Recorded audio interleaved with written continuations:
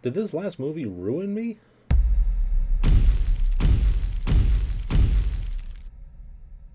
Welcome to Rotted, review of the day, and today we're going to be taking a look at the 2017 Preston DeFrancis movie, Ruin Me.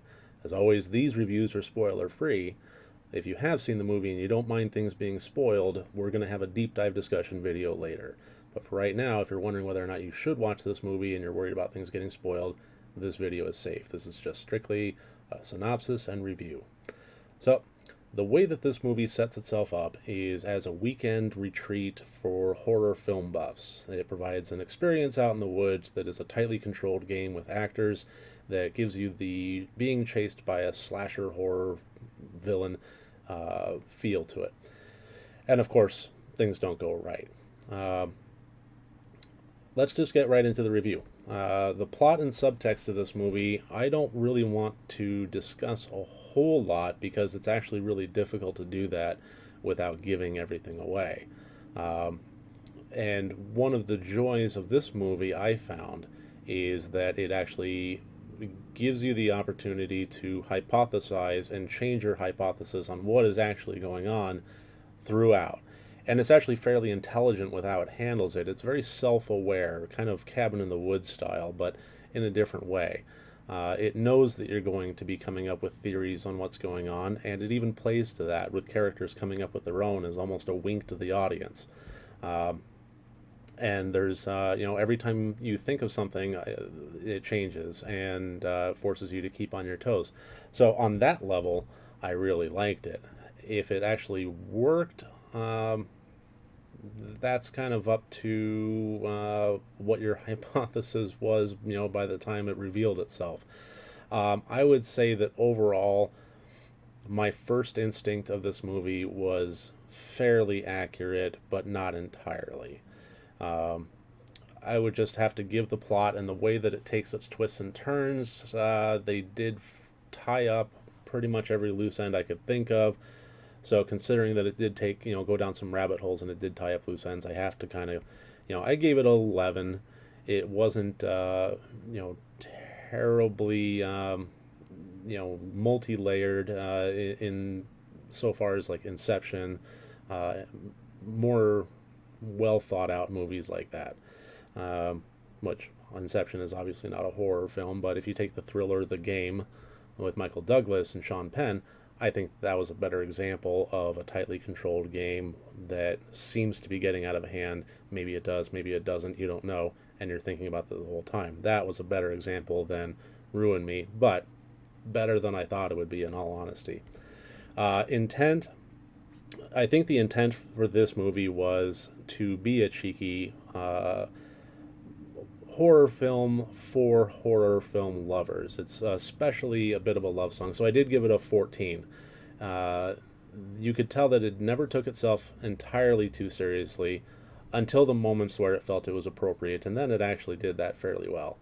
Um, it knew what you were thinking as far as whether or not you would be I know this movie here, so I'm going to be thinking about this plot. I know this movie here. And it even makes references to a few different horror films that are more obscure, and you could tell that when it comes to the horror genre, the makers of this film knew what they were talking about. People behind the camera loved the genre, and it showed. So hats off to them on that one. I gave it a 14 for intent. Acting, oh, this one was really tough to judge. I ended up giving it a 10. And the reason I did that was because the acting in it wasn't that great. It wasn't terrible.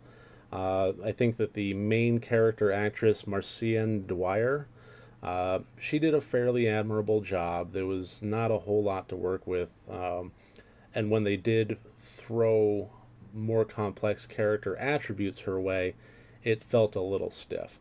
Um, the reason this part was tough to judge is because the acting, again, without giving everything away or anything away, was it supposed to be bad on purpose? Was it supposed to be a little schlocky, a little, tropish? It might have been, but that depends on what characters at what point.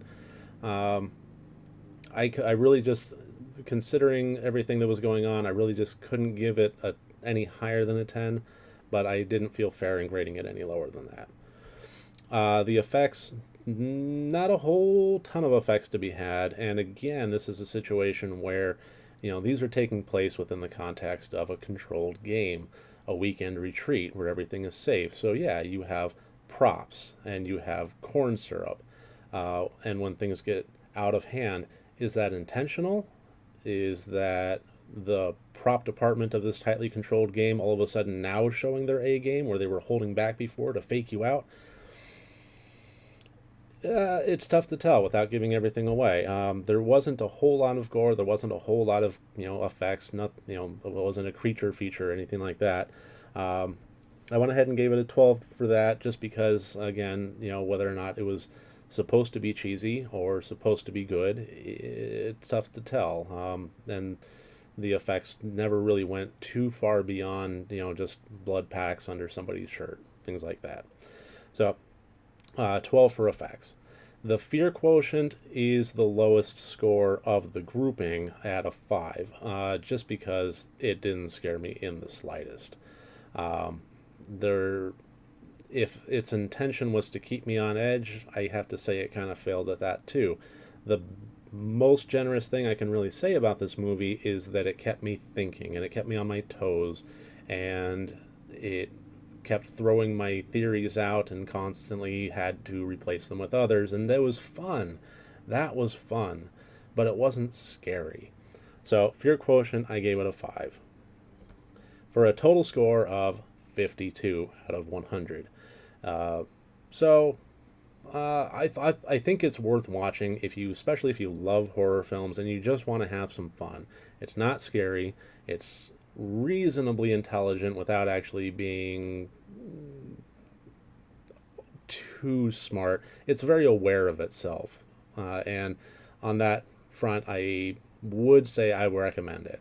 I just wouldn't bother, having a lot of friends over and popping a lot of popcorn and making an event out of it. It's worth just kicking on and enjoying for what it is, coming up with your own hypotheses, and seeing if you're right and changing things as they go. I'm actually really looking forward more to the deep dive discussion where there will be spoilers, because I really had to keep things fairly generalized here, and we'll be going deeper in with that. So, Ruin Me, 52 out of 100 possible points. And remember, next time you want to look up a movie, watch a horror film, make sure that it's good and rotted.